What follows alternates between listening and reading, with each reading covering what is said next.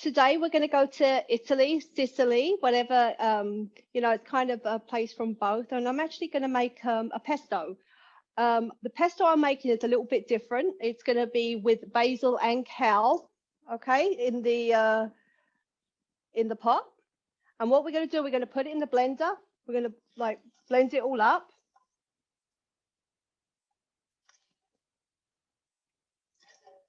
We're going to add some, so we have our kale and basil. We're going to add some fresh garlic. So I peeled all the garlic ready in here. We're going to add some walnuts. This is such a good nutritional dish for you. It has omega-3 in the walnuts. Of course, walnuts is shaped like a brain. It's good for the brain. And also there's actually a little bit of omega-3 in kale, vitamins A, vitamin C and E. Like I mentioned before, full of antioxidants. So we're going to add some walnuts. Then we're going to add some lemon. Okay, so we're going to add some lemon.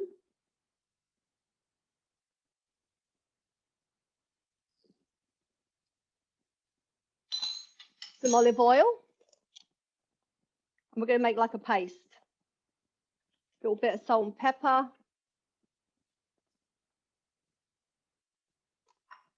And some Parmesan cheese. Some people use pine nuts in here. They can use cashew nuts. I just chose to use walnuts because I know it has like a lot of good vitamins in it, and it has some omega-3. I'm going to add a little bit of Parmesan cheese. Vegans, there's a nutritional yeast out there that you can use instead of Parmesan cheese. So just keep that in mind. You don't have to add the cheese. You can either do the yeast or just leave it the way it is. I'm just going to add some cheese.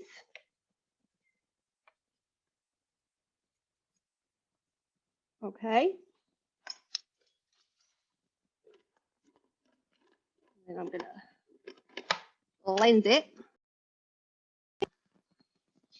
So you have to blend it for a while. It's still like a little bit lumpy, but when you keep blending it, I'm not going to keep blending it because it's going to take a while to get like to a creamy bit, but I did some earlier this morning and this is how it comes out. It's like a paste. It's actually really delicious. So when you drain the pasta, just take out a cup of hot boiling water. Okay, and you'll add that to the mix and then you'll blend it again. That's how you get like just a tiny bit. You'll see the consistency. So it just like wraps on the pasta really easy, not just one big blob. Right now, I've got some water boiling. I'm going to stick the pasta in. I added the salt already. I'm going to just put a little bit of olive oil in. Okay, add some olive oil. And then I'm going to add some spaghetti. And that can take a couple of minutes. But in the meantime, you know, good thing about pesto, you can do a lot of different things with it. And also if you make a batch of it, you can actually freeze it, which comes in really handy. Comes out very, very handy when you're, you know, when you're in a rush or you want to make a quick meal or anything like that. I actually had pesto with toast this morning and a tomato. Oh my gosh, it tasted so good. I don't usually eat before class, and I was thinking, you know what, let me try this just before class, right? And then let me show you what I did with some pasta pesto. So this is our basil and pasta pesto. It tastes absolutely delicious. Okay, it's a great meal.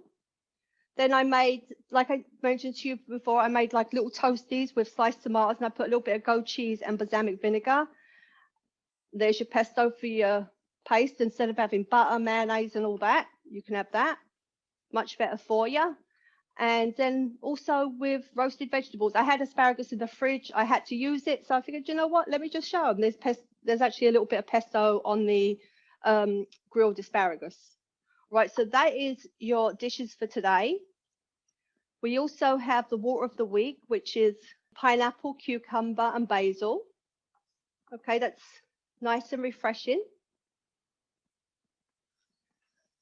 And that is about it. So please enjoy. Hope you get to make this. If you do make it, please send me pictures.